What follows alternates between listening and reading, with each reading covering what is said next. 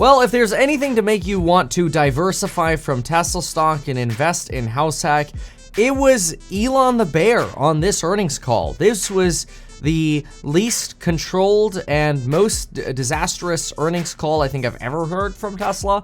Maybe because Zach isn't there to hold the reins in and actually monitor how this earnings call should go. The amount of nonsense and unnecessary commentary was fascinating, but also painful. At one point, Elon Musk almost breaking into tears about complaining about how work from homers are like Marie Antoinette's let them eat cake, and he's sleeping on the floor of the factory to make his company succeed. It's very weird how that belongs in an earnings call. But a lot of this, I think, has to do with something that Elon implied but didn't say. So let's start with the implication first. And I'll tell you what he said in a moment. But first, I want to ask you, when did this quarter end? It ended the end of September. Okay? Now, what I want you to do is look at the 10-year treasury. And I want you to go to September 30th. Well, there's no 30th because the month ended on 29th for like the business week. The 10-year treasury was 4.58%. It is currently 44 basis points higher. I think there's a chance, and this is not good, but I think there's a chance interest rates going up another nearly 0.5%, or almost the straw that broke Elon's back. Like, this is it. How many more times do we have to drop prices? Now rates go up even more. This is like peak fear Elon, if there's ever peak fear Elon. Now he complains that, hey, maybe he's just excessively paranoid because of 08, but in 09. But if you look at the 10-year treasury chart, he's had peak pain on interest rates in literally the last 3 weeks leading up to this earnings call. And here we go. You've got Elon basically crying on the earnings call. But at least Lauren made me milk and cookies. Come say hi. No, come on, at least say hi. Hi. There, she exists. This is amazing. That makes up for a red day on Tesla anyway. All right, so what we got? Well, obviously the HouseHack, that's really good. HouseHack deadline on November 1st. So what do we have for Tesla though? So a lot of people talking about how Elon seemed like he was intentionally complaining here. I think it's just a prelude to a really bad kind of potentially Q4 if rates stay this high. And the end of the year is supposed to be the good delivery. Now, they did reaffirm deliveries at 1.8 million, but they'll just cut prices even more if they have to make that happen. So Elon did, talk up about how, hey, we're at 500 million miles on FSD, wanted to lower the price of FSD to make it more affordable for people. No, bullshit. People weren't buying it. People aren't buying it, then you lower the price, okay? It's simple. Talking about significant FSD progress, but unwinding some of his prior optimism, talking about how, hey, it was easy to make gains in the past. It was great. We were able to really crank gains in the past on FSD, but now it's slowing down. It's kind of that log curve where we're like, yay, big progress. Oh, now progress is going really slow. And that is true, to get to 95%, 0 to 95% is easier than getting from 95% to 100%. So I think that's creating some concern. Elon blatantly dodged how many Cybertrucks will be delivered this year. I think we'll be in like the tens or the dozens of Cybertrucks this year. Some people think it'll be hundreds. I think there's no way in hell. The event will be held on November 30th. I'm probably banned, but whatever. I probably shouldn't have tweeted a picture of Elon as a bear. I did do that. Okay, this is what he sounded like. Okay, he just sounded like a crying bear. So I wrote, breaking. Leaked photo of Elon Musk on today's Tesla earnings call. Don't worry, everything is fine. All right? Yeah, right. Just super bearish today. Purposefully dodged the question. Just didn't answer the question about how many Cybertrucks they expect to be delivered this year. And I understand they probably don't know, because they probably don't know that they're going to deliver more than like 10. And they don't want to say that in the earnings call because they've already said enough. Now, a lot of optimism, obviously, about artificial intelligence, about how eventually the Optimus can build the Optimus. 10,000 GPUs in production, probably the fastest company to ever do this. This is still great for artificial intelligence, for NVIDIA. I think companies, especially as rates come down, are going to keep flooding money into Tesla. or into artificial intelligence, including Tesla. I actually didn't think the earnings were that bad. Just to give you a high-level overview of the actual earnings report and the spreadsheet in terms of a summary. Really, free cash flow of $848 million, better than I expected. Reducing the costs of the vehicle. A lot of talk about slashing pennies. I mean, they got down to talking about how the QR codes are too expensive to put on because sometimes they wrinkle up and then you can't basically laser scan them. And it's like, okay, but the tangents we went down were a little extreme, but they did provide color that, hey, look, they're trying to do everything to save every penny, right? There is good to see past this. Elon is not wrong to say that there is massive price elasticity in cars. That is correct. And remember, I've said this for a very long time. Tesla only has pricing power to the extent that it is a car. I believe Tesla has the most pricing power in cars. But cars in general are just a cyclical business. Interest rates up, as Elon says, affordability down. And he's not wrong. It's harder for people to get financing. These interest rates going up are a problem. They just went up even more. Q4 is probably going to be wrecked. That's not great. And Elon is so concerned about the state of the economy that they're like, you know what, we're going to kind of like put on hold Giga Mexico, and we'll do some of the long-term planning, like, you know, the landscaping or this, that, or like not the landscaping, the land development, right? But what do we end up getting? Well, we'll probably just wait a little bit. In fact, we've got plenty of room at Giga Texas. Yeah, that's how the earnings call went today. Don't mind the new announcement in Texas or in Mexico. We got plenty of room in Texas. That should tell you a lot of how this call went. Okay, so yes, we had energy beats on revenues here for energy, but guess what? CFO comes in, the newest CFO, and says, hey, you know, that was mostly mega packs, and that's going to be lumpy. So what does that tell you for Enphase? Oh, no, not more pain, no. Maybe in terms of numbers. But remember, here's the thing, and I believe this. I think the stock market is going to say, as soon as we hit peak rates, that's an inflection point, and then cuts, that's an inflection point in the stock market. And the question is, did we bottom last year before all of this? You know, are we now in sort of like a lull, and do we, you know, are we volatile until we actually get into rates where we hit some more lows? Entirely possible. Who knows? Crystal ball. Nobody knows. But so far, the economy's really been holding up. Now, you look at it, it's like, sure, we've had some banking crises, but nothing the Fed couldn't print its way out of. But anyway, we've talked about that plenty of other times before. So let's focus here on Tesla. Tesla specifically suggesting that regarding the tax credit, some folks are actually, you know, it'll be a benefit if some people can actually get the credit up front. And that'll help because people are looking at their cash outlay. How much money am I taking out of my pocket to actually get into a car? Supercharging stations up 24% annualized, slowing down from 30%. You also have a vehicle production annualized based on September's figures, sitting at about 516,000.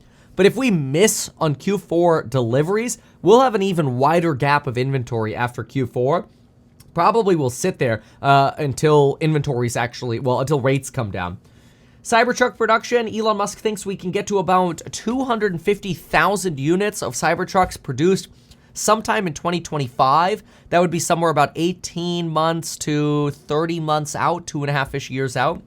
He thinks anything slower than about 18 months out after the delivery event would be disappointing, but it is possible. They do talk a lot about cost savings. They're really worried about the cost, probably because costs are not coming down anywhere near as fast as prices for the cars are coming down. That's compressing margin.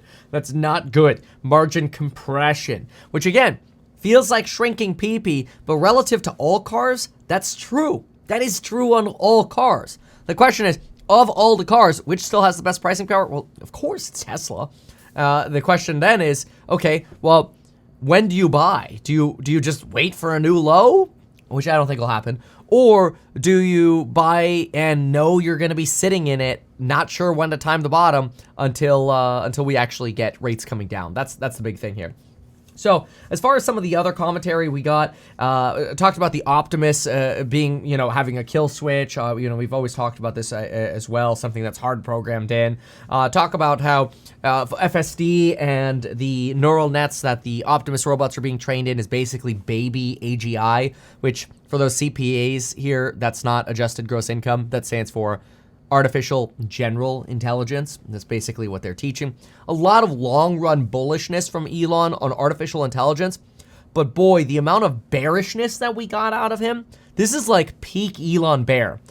You know what I think? Honestly, all right, this is gonna sound mean, but you ready for this? Please, go ahead. People be like, Kevin, you're an asshole for saying that. Yeah. Cool. Ready for it?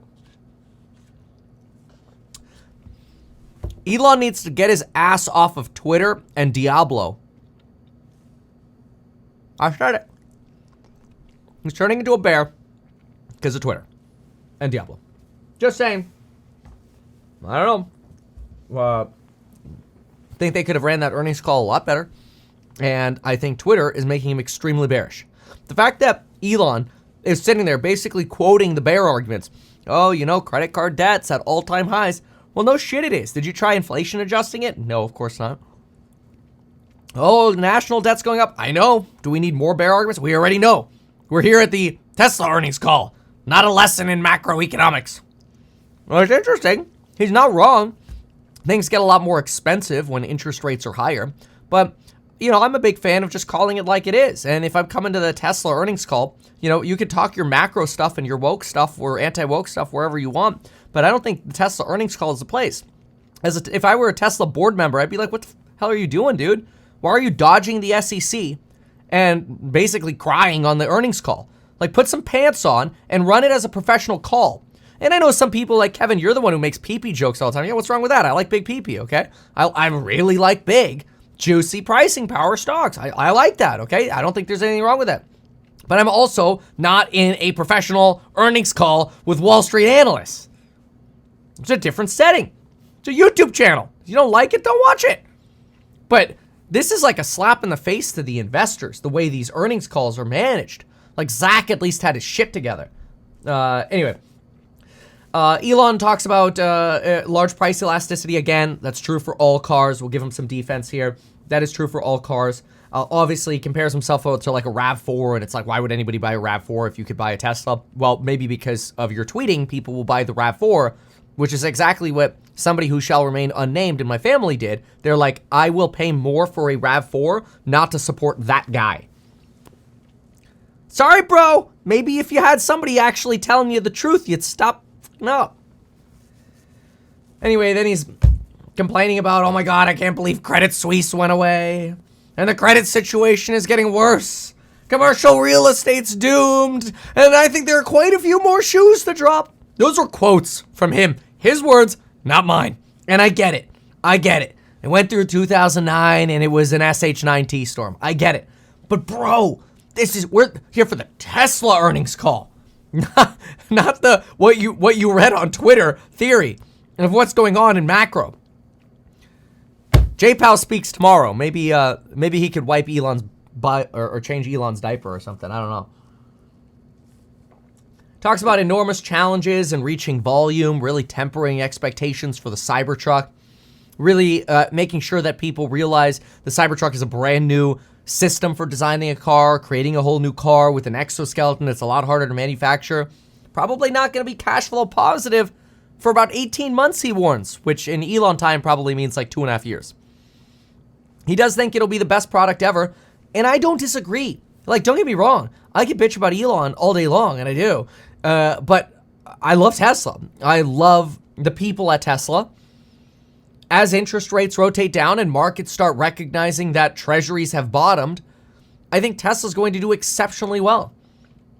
I put my money where my mouth is. I'm invested in Tesla, Enphase, NVIDIA. I strongly believe it.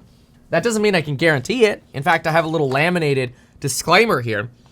Keep in mind that even though I'm a licensed financial advisor, licensed real estate broker, and becoming a licensed stockbroker, this video is not personalized financial or real estate advice for you. This video is generalized perspective. This video is not and shall never be deemed reasonably sufficient information for the purpose of evaluating a security or investment decision. And if you want to invest in HouseHack, you go to househack.com because the deadline is November 1st. By far, when we survey people, there are two big reasons. They're like, if anybody could do it, they're like, I want to bet on Kevin for the real estate startup. Or the second reason is they want to diversify. Those are the two big reasons we're getting for people for HouseHack. Those are just some things that we're hearing in surveys. You don't know guarantees, obviously. Investing in startups is risky. Read about it at househack.com and read the circular there. This is not a solicitation. Anyway. Talks about tempering Cybertruck expectations. It's difficult to make cars like this. Dodged the question on how many deliveries they would have. He literally says, we basically dug our own grave on the Cybertruck and nobody digs their own grave better than themselves. The next generation vehicle will be a lot easier to produce, like the smaller two-door version of a Tesla, the Model 2, because there won't be large hot stamping, new high voltage architectures. It'll be much simpler and easier to ramp faster. 4680s, working on increasing it. I really think the 10-year treasury spike just killed orders in October. Like, I think orders hit a wall in October. I'm not sure about that, but to me, orders hit a freaking wall. That's what he's implying. It's not good. Not good. Then he also walked back on the 50% CAGR target, even though in their earnings presentation, they literally have written, we're still targeting 50% year-over-year growth. Elon's like, well, law of large numbers. That's going to get harder. Well, duh. I mean, I've been targeting for about the last year and a half, like 30% growth for Tesla. But it still kind of is interesting to see Elon walk that one back. He does say there is something to be gained from advertising. Thank you, Elon. Thank you very much. He says that the problem, though, is if you're showing people things they can't afford, it doesn't help them much. So once again, he's complaining about interest rates. I don't know if I fully agree with that because I don't think people realize how inexpensive the Tesla has gotten. But then again, nobody's telling it like it is to Elon. And I know Elon, he'd probably be like, whoa, what do you know? You got on YouTube or whatever. It's fine, man. Whatever, dude. There are millions of people who have no fracking clue that the damn car can basically drive itself 95% of the time. They don't know how safe it is. They don't know how good it is. They don't know what the range is. They don't know anything about it. There are millions of people like that who are perfectly capable of affording the Tesla. I mean, I don't know where you're advertising, Elon. Maybe you're advertising in, somewhere where the demographics aren't that ideal. I don't know.